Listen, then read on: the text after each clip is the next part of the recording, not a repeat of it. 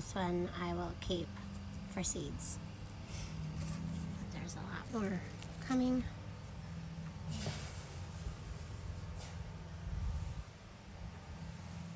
Taking a break from mowing the lawn.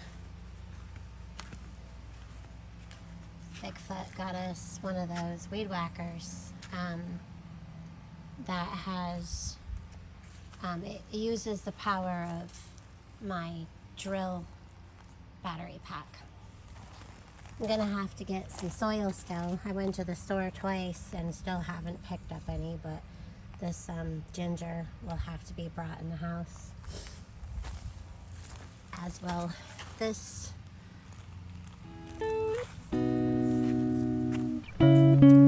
lettuce is coming again. We have more lettuce popping up in the front. But it's late September, mid-September. I don't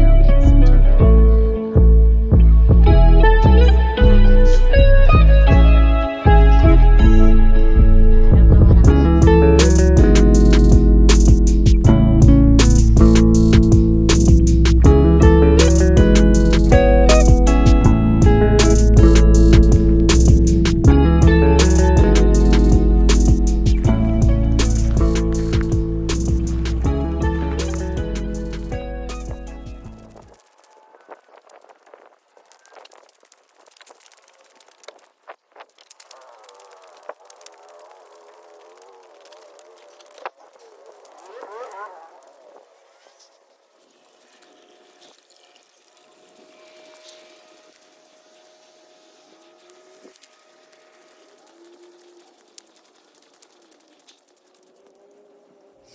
So this I swept up.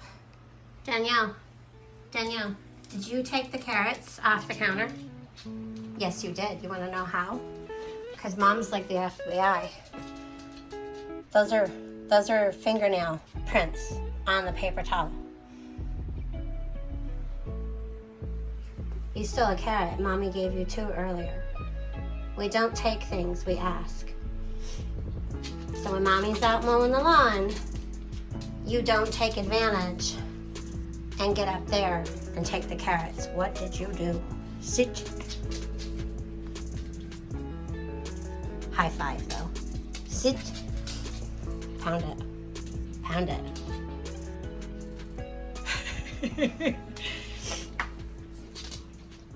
Did you take the carrots? Did you take the carrots? Did you? Sit. Sit. High five. No, sit. High five. Never underestimate.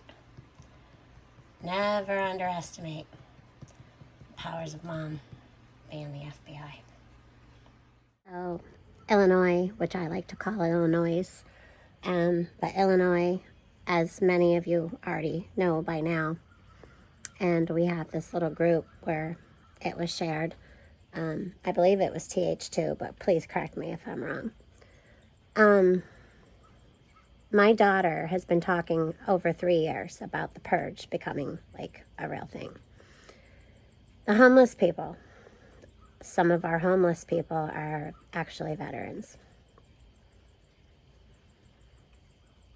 And Illinois is going to do much like some other states, including New York. Just let certain people out. And as you know, or maybe not know, The Purge is a movie where for a certain amount of time, people are allowed to just do crime. That includes the worst crime you can think of. But Illinois says if these people do a crime and they're not found guilty by, like, well, let's see, if someone's not around anymore to testify, then they don't get in trouble. And then you got the thing that I put out earlier, which I'll connect to here again, with the lead in the deer meat.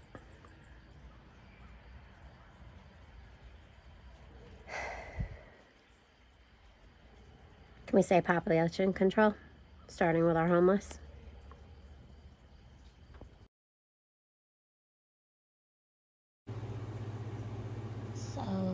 have it. They're not concerned about health.